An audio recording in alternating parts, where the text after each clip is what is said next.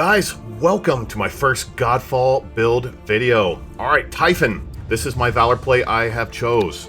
Now if you click the Archon Fury on the bottom of the bottom right of the screen there, you can see its major attributes. 10% chance to inflict chill. Archon Fury summons 3 water sentinels. These are basically like small totems that rise up out of the ground and they shoot a beam that inflicts chill on the enemies. Now during that Archon Fury, 90% chance to inflict chill, 100% damage to chilled enemies, and your attacks deal water damage. So I have built this character 100% as much as I can water damage. Now, why did I choose this character? When I was in the water realm, I was using Phoenix, which is the 10% to inflict, to ignite. So a fire character, and I was thinking to myself, maybe I can try a water character. Well, there's not a water character, so inflict chill was pretty much the next best thing. And this highlighted legendary weapon was my second legendary I got in the game. And if you look at it, its major attribute, it is water DPS. So that's why I decided to go with Typhon. And as I've been going on, I don't know if drop rates specifically go towards what kind of character. Don't get me wrong, I'm getting void and poison and wind damage gear and weapons. But I've been getting a lot of water. So as you can see here, I don't even use this water Oblivion, the greatsword. I always use my warhammer. This thing is absolutely devastating.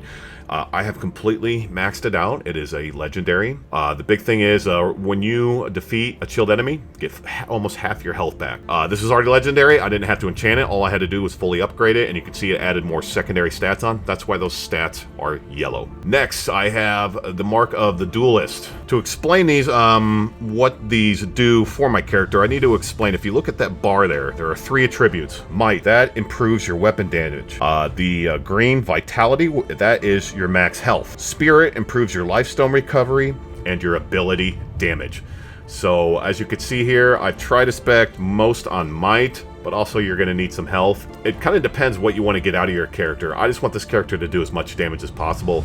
And with all of my enchanting and my upgrades, this is pretty much what I've ended up with, and this character is so fun to play with. So right here, the big reason why I equip this amulet is I get 25, I get a quarter of my health when I perform a critical hit. Got the takedown damage and a banner charge speed. Now I have a legendary token, 6% critical hit chance.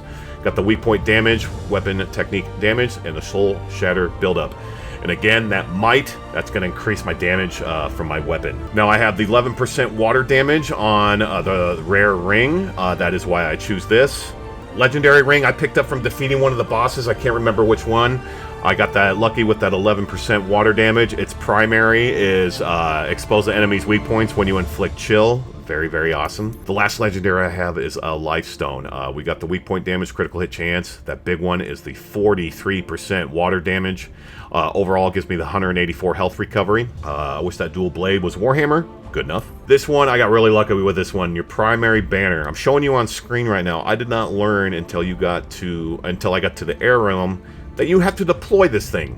So I thought it was just something that you wear or have on you and you get its attribute. So pretty stupid of me. But if you look on the bottom left of the screen there, it does have a cooldown. You can see when it's ready to be activated. Very cool when you deploy it. Very awesome. Kind of when I walk up to a group of enemies, I'll slam that thing on the ground and be like, let's do this, you know? So very, very cool. You can see when that banner is deployed, I get 24% critical hit chance and 48% critical hit damage, with an additional 37% critical hit damage. And then also, I mean, this thing is perfect for my build. I get an additional 9% Warhammer damage. Now, this is on Epic. Making this legendary and maxing it out, it's going to make this thing just completely awesome. So very good. My augments, I have one for Spirit, get the takedown damage. Whenever I use a lifestone, I get overhealth. So if you look on screen there, when I use a lifestone, it actually has a second health bar above my primary. So you can see I get that overhealth. This one is for might. Get 30% critical hit damage during rampage. That is during consecutive hits. Your enemy will, or yourself, your player, will kind of turn into kind of flash red. You know that you are in rampage mode. And then I got charge speed. I'm looking for maybe a better augment, but right now it's not too bad. And holy cow, I can do another one and just do, boom, let's make my shield even stronger. Shield is really underrated in this game if you're not using it a lot. Be able to hit enemies from far away is very nice. So that is going to bring me to my skills. So right now I'm working on upgrading my shield. The shield throw, you basically want to use this because it's going to basically... The shield throw, it's going to throw it like a boomerang, and you can hit numerous characters. Mine does a lot of damage. Next, I open the finesse. This is key in battle. Pressing A while evading. It's going to give you that slide to get away from enemies' attacks. Very easy. You can kind of cheese it. You can spam it, and it's going to help you get away from them. In my personal opinion, all stats, this is the most important skill you'll want to upgrade.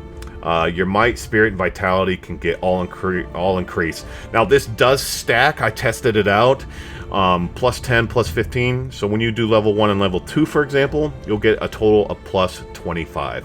So you'll want to do that one. Very important. Next ones that I focused on was critical hit chance and critical hit damage. I maxed all of those out. Again, I tested them. They do stack. Also, might. That's going to be weapon damage. That's the next thing that I'm going to be increasing. There's so much more. I've actually been working on shield, and now I just noticed the might. So early game, I still have a lot to learn. There's really not a lot of info out there. I think that the Reddit subreddit only has like 6,000 or 7,000 members. So there's really not a lot of guides. Hopefully you learn something while watching this. But very awesome. Just remember, guys, once you get this dude, opening this up is how you're going to basically make your character stronger. If you look at the bottom right of the screen, to enchant a weapon is to bring it up in its rarity. So to bring this from epic to legendary, I need to enchant it. And if you look at the top right of the screen, I don't have enough materials. And also, if you look at the main box in the middle, if you see the circles there on the top left of the card, you can upgrade each one 5 times. So right now, I'm not going to waste an upgrade on this because, first of all, I don't use it, but I would want to enchant this first before I upgrade it. If you are far from getting your enchantments, it might be worth upgrading. That will help you out with your farming. Guys, we're going to end this here. I hope you learned something. Like I said, there's not a lot of resources out there, so maybe hopefully this video helped you. I'm just about at the end game. Drives me nuts. Look what they do to you before you can get to the end guy. I have to go I have to go on hunts in all 3 realms and collect sigils. People complained about this in the reviews of the game. I agree with them. It's kind of cheesy. Anthem pulled the same bullshit. But anyways, this game's a lot of fun. I am worried about the end game. It looks like it's pretty much just going to be the tower and hunts. I think it'll be fun with multiplayer. I haven't even tried out multiplayer yet. But anyways, I really hope that they'll... I don't know how long that is going to be fun for. So hopefully they'll add more content. They're not doing any paid cosmetics or paid DLC as of yet. So to sustain this game and make money off it, I don't know what they plan on doing, guys. But I really hope, because for now, combat-wise, this is one of the most satisfying games that I've done. The combat, it feels so good. It's so fun. And the boss battles among everything is the most fun. Anyways, guys, I'm done rambling. I hope you enjoyed this video. If you did, say hi in the comments for me. Hit that like button. If you're new, like what you saw, want to see more, hit the subscribe button. I'd really appreciate it. But until then, I'll see you in the next video.